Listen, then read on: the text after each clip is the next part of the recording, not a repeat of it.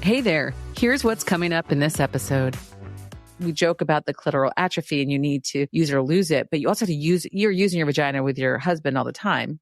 I'm inferring that from what you said. A correct assumption. Yeah. You're not someone who's like, I don't remember the last time I was penetrated. But there are a lot of us who that is the case. And if penetration is not your preference for masturbation, then you're probably not putting anything inside there. Yeah. So this is a device that does that. Can you use the vibration for excitement? Sure. But you can also just stick it in and scroll through Instagram. It's a beauty treatment. So I sometimes put on some eye gels, I'll put on a lip mask, and I'll stick that thing in, turn it on, and scroll. Welcome to the My Aloof Vagina podcast, where we explore the distress and surprise of our midlife transitions. We take menopause seriously, but we don't take ourselves seriously. And we believe that learning what to expect in perimenopause can be entertaining. It's inevitable, so we may as well equip ourselves and have a good time.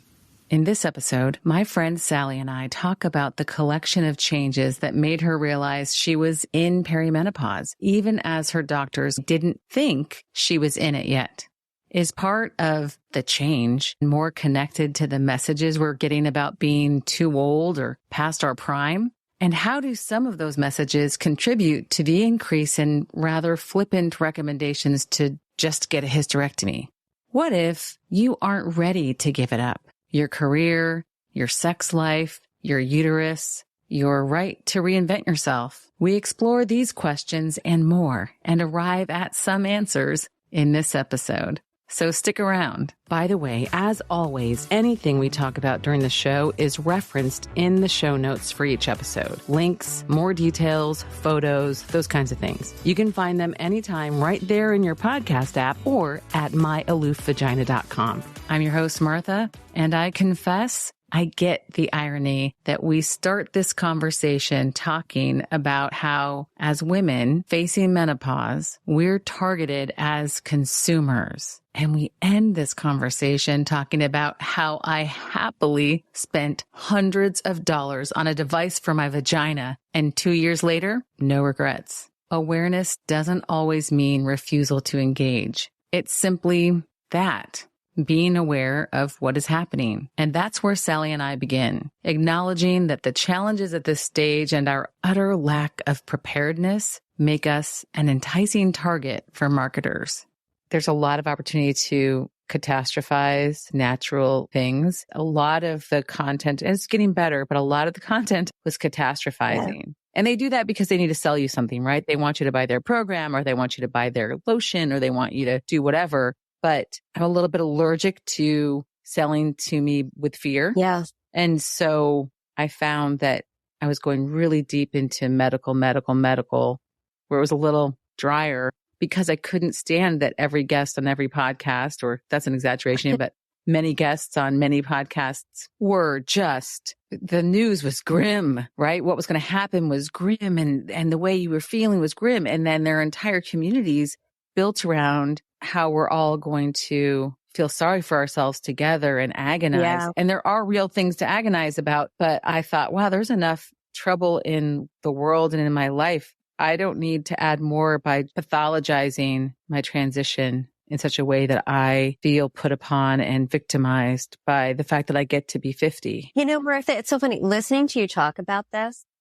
I'm just struck by a few things. One, I talked about this podcast with a few friends that I tend to go on like morning walks with before work. And these are women who are mostly a little bit older than me. Pretty much they've gone through perimenopause already. And I mentioned this, and one of them had a reaction that, well, like, I don't get it. If it's about perimenopause, or like, how could you even have anything over a half hour about that? And it was so shocking to me. I was like, there's so many issues. There's brain fog, and there's changes in sexuality, and there's the way that you look, and there's the way society perceives us. And it's the fact that none of us have any idea what's going on with their bodies, and nobody ever talks about these things and all this stuff. It really struck me. I'm like, my God, there's this huge thing that more than half the world's going through, and no one talks about, you know, like brain fog. I've really experienced that really badly. I literally sit around thinking, oh my gosh, I have early onset Alzheimer's. My grandma had dementia at 87. but I just turned 50 this year. I must have it. You know, you have all of these sort of thoughts, but externally with our actual circles, we don't talk about it. But I feel like when it comes to marketing and advertising, they know what's going on. So like we go to our doctors for a checkup. They don't even really ask us about it. Are you still getting your period? Oh, you're not. You are. Check the boxes. Go on. But advertising and stuff, you're right. They totally do. And I feel like there's this like feeding on our fears, and it's real. I mean, it's real. I have a friend who's going through a lot right now and may or may not have to do a really big career change. Like she doesn't really want to do a 180, but she might need to do a 180 just because, you know, financial reasons and other stuff. And Paul had this comment to me, like, you know, she needs to do this. She needs to start acting on this right away. She's 50 and it's not going to be easy. And it just struck me. Yes, that's society. And it's true because of the way that we're viewed in society and the way that we're looked at. And it's just really horrible because for we as women, we're going through this huge change with our bodies. And we're reminded every day that we're sweating and can't sleep and have brain fog and forgetting words and feeling super emotional and going through all this stuff, that we really are changing. And, you know, you think about as a woman, you're a girl, you go through puberty, you're like, now I'm a woman. I'm a woman now because I have my period, because I have breasts. You go through menopause. What are you?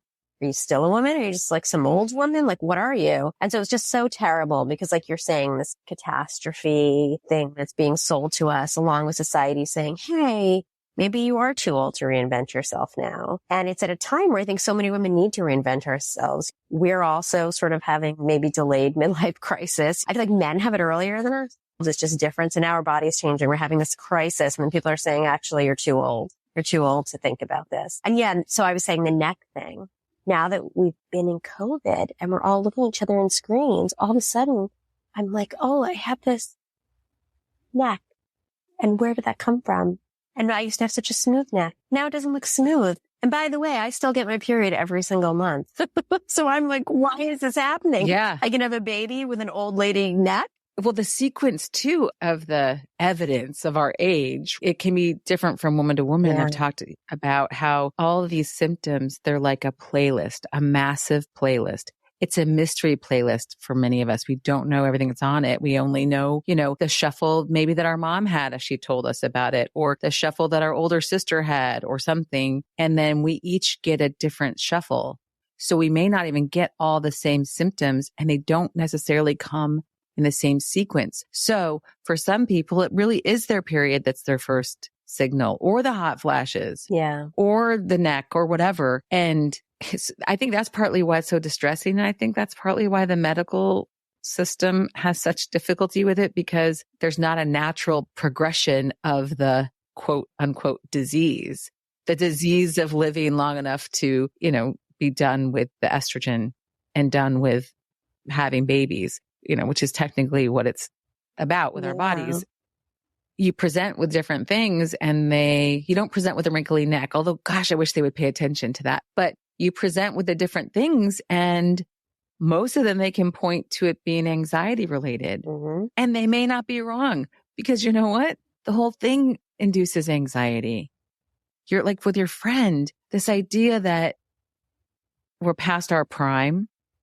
And that just came up with the Oscars with Michelle Yeoh. She won, and she said in her speech, like, ladies, don't let anyone tell you you're past your prime. I know. I loved when she said that. Me too. In part because I could be perceived as past my prime, right? So it really landed. But also because it's a reminder that those rules and those glass ceilings and those boundaries and those societal standards are totally arbitrary and based on, you know, how the economy works or how marriage works or how culture works. And the culture is shifting, since our primary focus doesn't necessarily have to be mothering or wifehood.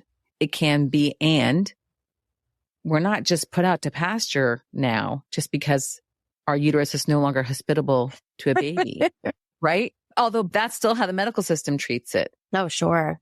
A little bit like, oh, well, your uterus, well, it's a part of my body. You know, Martha, when I had my last child, I had a complete placenta previa. And so you know, if anybody doesn't know what that is, it's when your placenta grows over your cervix. So you can't just have a baby because you'll bleed to death. So it was a very, very difficult pregnancy. I was on bed rest. This is when my marriage fell apart, and they said you may have to have a hysterectomy. So I'm a researcher. So I was just researching everything. And I was reading all of this information and how when you have an orgasm, your uterus actually contracts a little bit, and how there was just a very few studies done that if you had to get a hysterectomy for any reason, that you should have them leave the bottom of your uterus and your cervix intact and just take the rest of it out, because it can help you sexually still feel good. And it can also help hold everything in. And when I spoke about it to my doctor when I was pregnant, and I consider her, you know, pretty with a doctor, she said to me, "What are you talking about? I've never heard that before." And I thought, oh my gosh, this is someone who's literally a surgeon who does this all the time, and they don't even know. And it was just shocking to me. I don't think they know the impact. I don't think it's relevant to them. I think even if the institution knew that leaving in your cervix, some at the bottom of your uterus, the fundus. No, that's not the fundus. The fundus is the top. Yeah.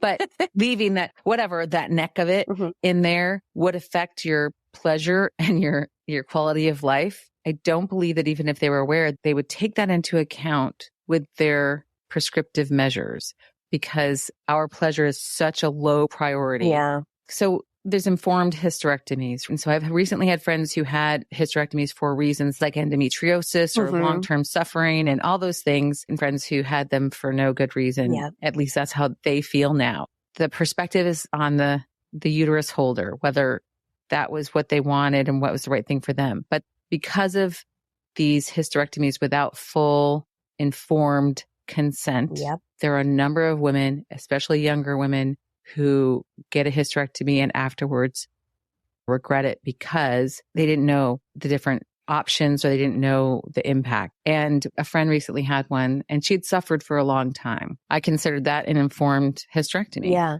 And we talked about it a lot. And she said, "Oh yeah." And then like that day they said, "Do you want to keep your cervix?" And I said, I don't know why. And her surgeon said, "Oh, some women like to keep it." And she said, "No, just take it all out." Yeah. That is how that decision was made. And her particular situation may actually have been one where you want to get rid of it. Yeah. Yeah. Who knows? Yeah. But the idea that it was such a casual last minute question as you're about to be scrubbed up. Yeah. And the answer is, well, some people like to have it. Listen, if somebody, for instance, uterine cancer, things like that, you obviously, regardless, you'd want it all gone. And there might be some grieving, but that's what has to happen. But for other people where if it's being taken out for some different reason, that might not be something that's going to have long-term effects, whether it's there or not from a medical perspective, not from a sexual pleasure perspective. Yeah. I mean, you have to have a discussion that is more than just, well, some people like it. Well, I don't know what that is. And yeah, in that moment, you've got so much other anxiety. You're about to be put under and they're going to cut this part of your body out that feels central, I think, to some women for their being a woman.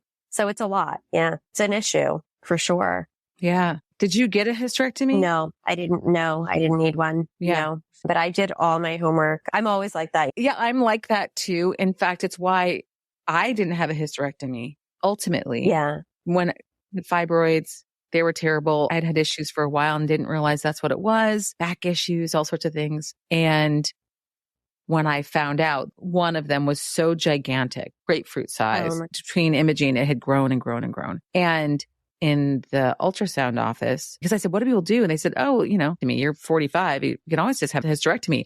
And I walked out of there on air because I had thought it was something much worse. "I'm getting a hysterectomy." I called my boyfriend. "Hey, guess what? I'm getting a hysterectomy." He's like, "Whoa." He's like, "I don't have to get a vasectomy." I'm like, "No, baby." And I felt that way for a few days. Yeah. Yeah. Because I was like, "Oh, what a relief." And then I started to look into it. Right. And I realized there were alternatives. Yeah. And there might be reasons. And that's when I first read about, your uterus. They don't even know because they don't study it that much. It may release some hormones that support you through the transition, the scaffolding for your guts. The scaffolding part for your guts is a huge part of it. Yeah. And so I read all of those things and thought, well, if I can avoid it, I want to avoid it. If I can't avoid it, my health is important. And I was fortunate enough to be able to select a surgeon that was amazing, and she's incredible.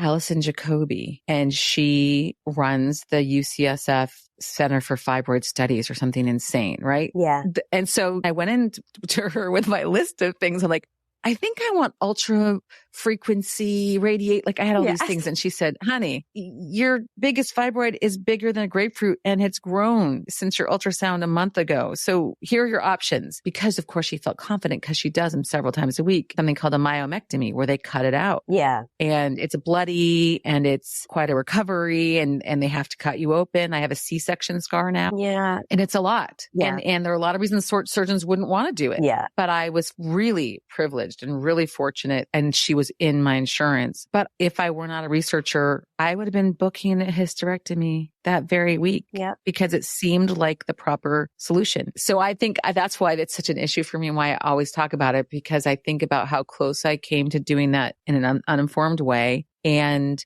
also how many friends have had them and have felt later like maybe they would have done something differently if any other alternative had been offered, or if they'd had a chance to explore it and make the decision to do it, knowing more about what was going to happen. Yeah, for sure. So, and it seems so crazy that that's so long ago now. Yeah. That it's 8 years ago. Like life is long.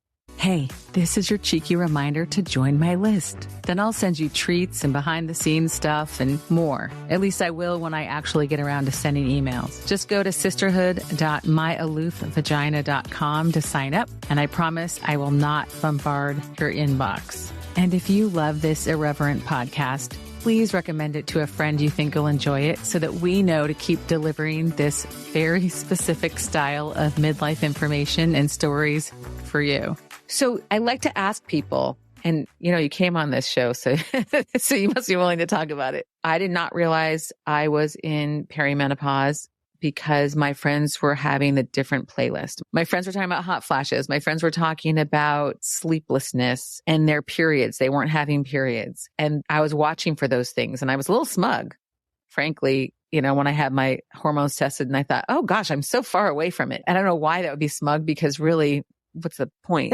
But the thing that was my clue was some sexual dysfunction. Yeah. That was my canary in the coal mine. That was the thing, the first symptom that made me go and start researching and realize perimenopause even existed and what it could mean. So I like to find out from women, because it turns out there were all sorts of symptoms, including the fibroid surgery, that were clues that my body was entering this transition. Is there a canary in the coal mine that made you pause and think, maybe I'm going through this thing? So my period was always clockwork my whole life. My first husband, he was my childhood sweetheart. So we grew up together. While we were dating, we used condoms. But once we got married, we never used anything. And as I think I was a sex educator for teenagers and a health educator. So I was very well versed in the rhythm method and temperature and, in the scientific version. We're not a member of religions that care about that, but I did it. I knew what I was doing.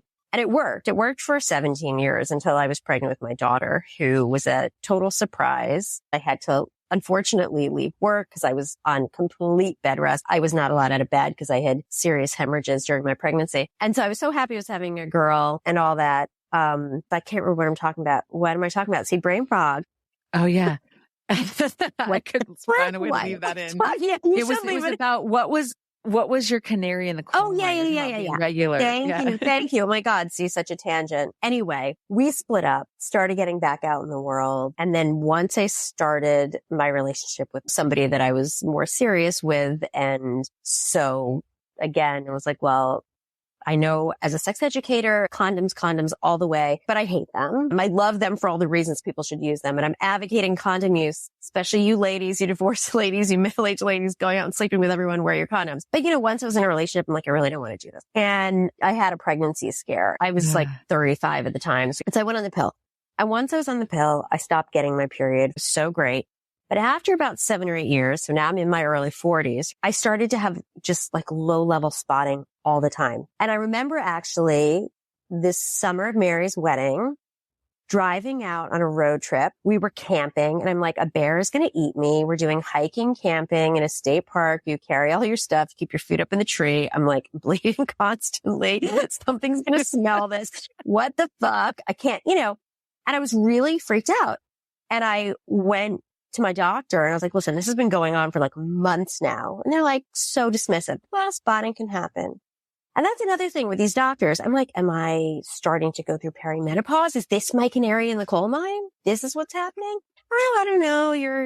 Your hormone levels are all still really high. We don't think so. We don't think so. And so I was like, you know what? I'm getting off. I'm getting older. So I went off it and that all stopped. My period came back. And so I'm still really regular, but it's not like it used to be. And so some of the things that have happened now, I mean, I do get those flooding periods, right? Where it's like really heavy. It comes out of nowhere. I'm like, what the hell? I'm going to say this, Martha. I'm going to knock on wood because I don't have hot flashes, except I'm very hot when I sleep. And I was always hot when I sleep, like my whole life, but it's gotten worse. It's like the drenched in sweat hot. So that's like a thing. I look so much older. I'm very petite. Everybody, even till I was 40, people thought I was 25. The minute I got into my 40s, it's just wrinkles and look at my hair changed. It used to grow like a weed and now it doesn't. I don't know. So just little things like that, but it was not one clear thing. I feel like newer things in the last year or two. Like, is it change of life? I started a new project and in some ways like blowing my life up that way, like kind of taking a big risk. What is it? What's causing the way I feel? Or is it just perimenopause that's really set it all off and is making me feel this way? And now one of the signs that I'm going to get my period is all of a sudden super depressed. Like I don't want to get out of bed. Filled with anxiety. And at first that scared me. I thought, oh my gosh, am I developing depression? What's happening? And then I realized, oh, it lasts for a day or two and it's always the day before I get my period. And then I'm totally fine. So it's interesting. Yeah. So all little tells, not one big, little tells. It's a whole collection. Yeah. And you were versed in these things and in reproductive health and all of that stuff.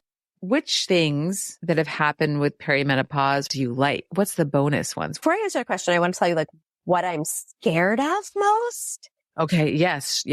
So we all age. I'm not afraid of aging, but I feel as if it's accelerated. And so I'm afraid of like this quick acceleration of aging and then just sort of being old for the next 40 years, which I'll be blessed if I can last that long. But that kind of feeling, I'm afraid of that. I'm very afraid I'm someone who really enjoys sex. And that's always been a big part of my life. I'm very, very terrified about like, what if I lose my libido? I have friends who say they don't care. I mean, that's not how I feel. And I have to say, it's a central part of my relationship. We really connect and it's an important part for both of us. And so I'm really worried about that. So that's like my fear. Yeah. But what am I looking forward to? Well, like everyone, and especially as someone who didn't get a period for so many years, I can't wait not to. I mean, that's so great not to have to worry about that and deal with that. The other part is, and I know this is for some people, it gets better. Some people it doesn't, but I really am suffering from brain fog. And I'm hoping, I know that a lot of women that gets better once menopause is over. When I was young, like growing up and even university after that, I had not a photographic memory, but almost. And so I could recall to the horror of the people closest to me, conversations word for word, everything that happened, that went away to the point that I was trying to tell someone, I used to have the memory of an elephant, that saying. And I said, I used to have the memory of a giraffe. And they were like, yeah, you're in trouble. That's actually hilarious. No one's ever said a giraffe has a good memory. But I'm saying that's how bad it was. So anyway, now I hope it gets better. I'm probably delusional because I've had this problem for 20 years.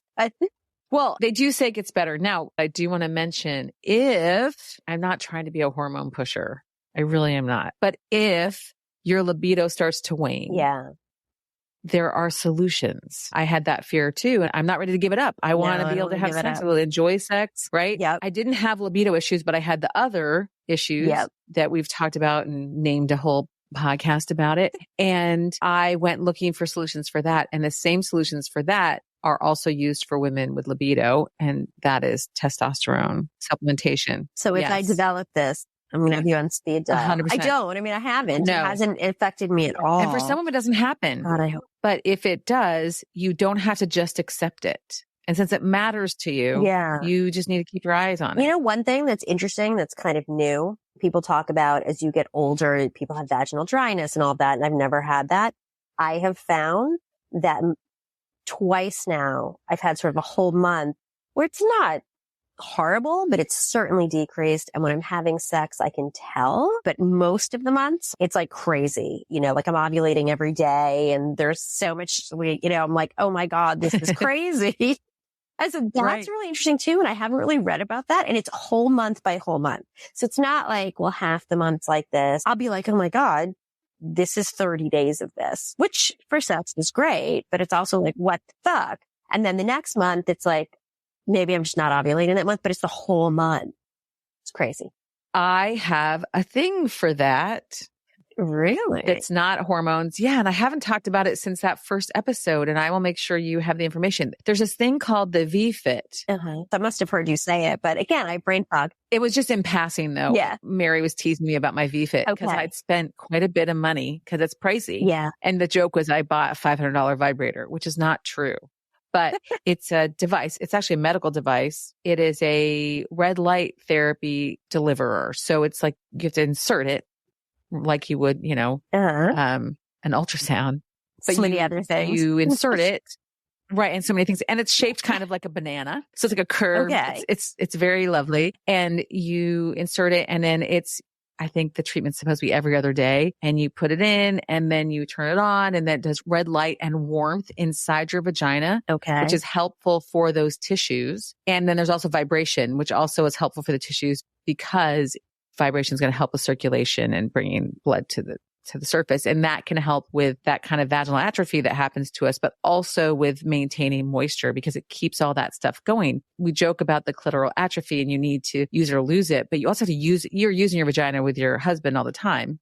I'm inferring that from what you said. A correct assumption. Yeah. You're not someone who's like, I don't remember the last time I was penetrated. But there are a lot of us who that is the case. And if penetration is not your preference for masturbation, then you're probably not putting anything inside there. Yeah. So this is a device that does that. Can you use the vibration for excitement? Sure. But you can also just stick it in and scroll through Instagram. It's a beauty treatment. So I sometimes put on some eye gels, I'll put on a lip mask, and I'll stick that thing in. Don't forget your frownies. And turn it on and scroll. My frownies are nighttime things, but I do have earlier I had a forehead mask on that's also from Frownies, which I like. And so I put on the stuff and I do it.